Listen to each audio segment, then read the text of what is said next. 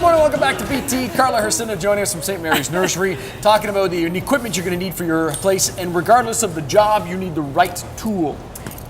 Important. Right tool for the right job. Right tool for the right job. And when you're doing it, you want to have that range of comfort.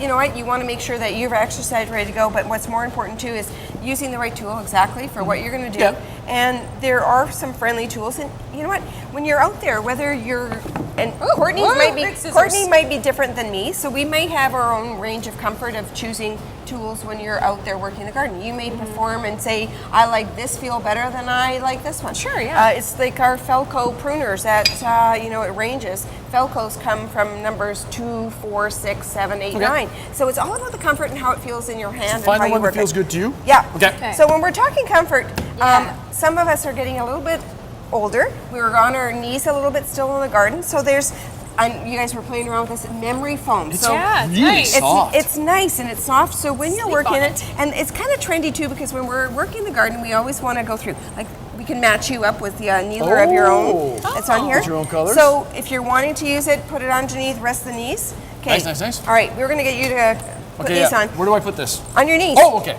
I said if you're going to go rollerblading, you can put it on your elbows. But knee pads too are important because when you're on it, they elasticize around the side, so it gives you the comfort so that if you're having to do some, you know, some paving work, if you're doing a little bit of landscaping, protect your knees as well, because those are joints that you want to be able to, you know, and the more save comfortable you are, the more likely you are to keep gardening and stick with it, right? You enjoy it a little more. Yeah, gardening is important too, because it's we're getting off topic here, but it's really good exercise for you as well. It motivates you, it's healthy, it stimulates you, and all that kind of stuff. Okay, let's talk shovels, because we have 3 different sizes. Why? We got like mama, daddy, baby kind of thing? Exactly. Oh, but this Another ladybug from the last segment, in case you missed that. doesn't want to leave you. Carla unleashed 1,000 of them here. Okay. But this is an example of choosing the right tool for where you're going. Okay. If you're wanting small containers, something that's maybe giving you a little bit upright, you maybe have too big of a shovel go through, so this is going to harvest. Right. You said you carry a little shovel in your trunk of your Never car. a bad idea. Not a bad idea. In the wintertime, that's a great idea. In the wintertime, good idea. Yeah. But then looking at the scope of the work, maybe you have narrow areas that you want to cultivate between plants,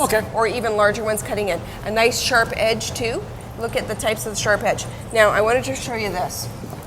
This is one's the type, an ergonomic handle? Ergonomic handle, and on this one it has you, and you can see where it has the different type of arch that's onto it, so that you're standing more upright rather than bending over in the garden. Okay. And this one's pretty cool too, and this is a cool tool, is if I wanted to switch this up, I can multitask this, and I can have all the different fittings, and if I wanted to do a little bit of cultivating and use this pointy little guy to pull out some weeds in my concrete, I can flip it. Or if I wanted to switch it over and do some cultivating, which she called it a back scratcher before. Oh, sorry. It's sharp. It is sharp. Band-aids. Using it as a cultivation. So that's another cool thing to use. It's like the screwdriver with all the different bits. Yeah. You get this, and then you just get all the different ends, and then you just Exactly. detach, And that's attach. your organization skills in your garden, so that you're not going through 50,000 tools at one point. One last one if we can. Yeah, this that's one a a good great one. idea when it comes to people who have trouble, maybe arthritis or gripping things. You can water your garden with ease. Exactly. Instead of having the gripper where you're having to hold it onto it, it actually has a toggle that's on through here, and it's got like a really nice flow to it. Yep. So leave it on, go through it, and you're only having to handle it that way. And it adjusts for different types of spray. Beautiful. There you go, some great tools to make gardening a little bit easier.